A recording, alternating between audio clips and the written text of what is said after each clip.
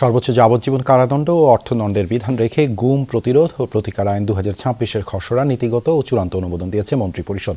নতুন আইনে গুমকে একটি স্বতন্ত্র, আমলযোগ্য, জামিন অযোগ্য, আপোষ অযোগ্য ফৌজদারি অপরাধ হিসেবে চিহ্নিত করা হয়েছে।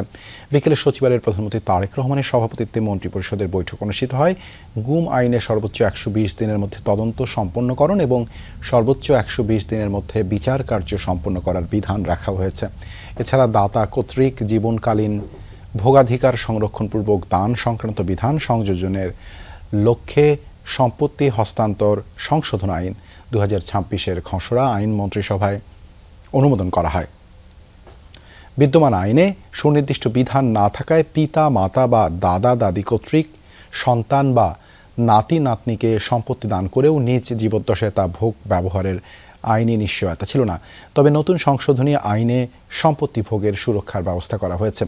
অনুমোদন পেয়েছে অত্যাবশ্যকীয় ঔষধের তালিকা 2026 এবং ঔষধের মূল্য নির্ধারণ পদ্ধতি 2026 বাতিলের প্রস্তাব।